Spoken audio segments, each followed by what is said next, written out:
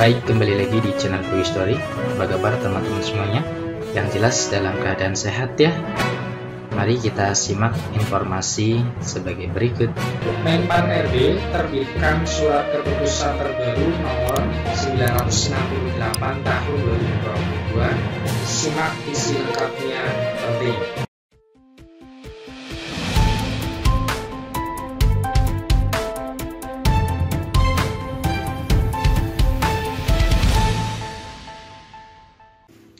Baik, kembali lagi di channel Quick Story. Pada kesempatan kali ini kita akan memberikan informasi terbaru seputar tenaga honorer. Informasi ini kami kutip dari laman website nesiatimes.com. Informasinya yaitu Menpan RB terbitkan surat keputusan terbaru nomor 968 tahun 2022. Simak isi lengkapnya penting. Nesiatimes.com. Menpan RB Abdullah Azwar Anas pada Kamis 20 Oktober menandatangani regulasi berupa keputusan Menteri Pendayagunaan Aparatur Negara dan Reformasi Birokrasi Kemenpan RB nomor 968 tahun 2022 tentang mekanisme seleksi pegawai pemerintah dengan perjanjian kerja P3K Jabatan Fungsional Tenaga Kesehatan tahun 2022. Berikut adalah isi dari Kemenpan RB 968 tahun 2022. Keputusan Menteri Pendayagunaan Aparatur Negara dan Reformasi Birokrasi Republik Indonesia nomor 968 tahun 2022 tentang mekanisme seleksi pegawai pemerintah dengan perjanjian kerja untuk jabatan fungsional tenaga kesehatan tahun anggaran 2022. Dengan rahmat Tuhan Yang Maha Esa, Menteri Pendayagunaan Aparatur Negara dan Reformasi Birokrasi Republik Indonesia menimbang A. Bahwa dalam rangka melaksanakan amanat pasal 4 ayat 2 dan pasal 25 Peraturan Menteri Pan RB nomor 29 tahun 2021 tentang pengadaan pegawai pemerintah dengan perjanjian kerja untuk jabatan fungsional. B. Bahwa untuk memenuhi kebutuhan pegawai aparatur sipil negara, khususnya pegawai pemerintah dengan perjanjian kerja pada jabatan fungsional tenaga kesehatan, perlu menetapkan kebijakan tentang mekanisme seleksi pegawai pemerintah dengan perjanjian kerja untuk jabatan fungsional tenaga kesehatan tahun anggaran 2022. C. Bahwa berdasarkan pertimbangan sebagaimana dimaksud dalam huruf A dan B, perlu menetapkan keputusan Menteri Pendayagunaan Aparatur Negara dan Reformasi Birokrasi tentang mekanisme seleksi pegawai pemerintah dengan perjanjian kerja untuk jabatan fungsional tenaga kesehatan tahun anggaran 2022. Mengingat 1. Undang-Undang Nomor 39 Tahun 2008 tentang Kementerian Negara Lembaga Negara Republik Indonesia tahun 2008 nomor 166 tambahan Lembaran Negara Republik Indonesia nomor 4916. 2. Undang-Undang nomor 5 tahun 2014 tentang Aparatur Sipil Negara Lembaga Negara Republik Indonesia tahun 2014 nomor 6 tambahan Lembaran Negara Republik Indonesia nomor 5494. 3. Undang-Undang nomor 36 tahun 2014 tentang Tenaga Kesehatan Lembaran Negara Republik Indonesia tahun 2014 nomor 298 tambahan Lembaran Negara nomor 5607.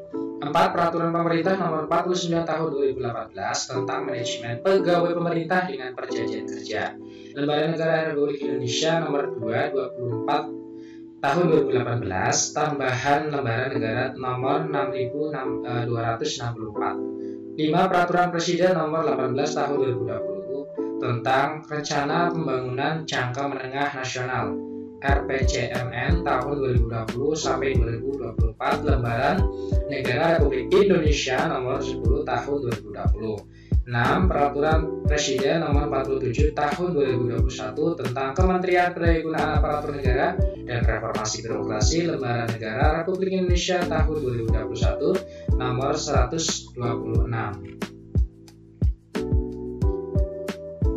7. Peraturan Presiden nomor 98 tahun 2020 tentang gaji dan tunjangan pegawai pemerintah dengan perjanjian kerja Lembaga Negara Republik Indonesia tahun 2020 nomor 218. 8. Peraturan pemerintah Menteri Gunaan Aparatur Negara dan Reformasi Birokrasi nomor 29 tahun 2021 tentang pengadaan pegawai pemerintah dengan perjanjian kerja untuk jabatan fungsional Berita Negara Republik Indonesia tahun 2021 nomor 656. 9. Peraturan Menteri Pendaya Aparatur Negara dan Reformasi Birokrasi nomor 60 tahun 2021 tentang organisasi dan tata kerja Kementerian Pendaya Aparatur Negara dan Reformasi Birokrasi Berita Negara Republik Indonesia tahun 2021 nomor 1249 sebagaimana telah diubah dengan Peraturan Menteri Pendaya Aparatur Negara dan Reformasi Birokrasi nomor 39 tahun 2022 tentang perubahan atas Peraturan Menteri Pendaya Aparatur Negara dan Reformasi Birokrasi nomor 60 tahun 2021 tentang organisasi dan tata kerja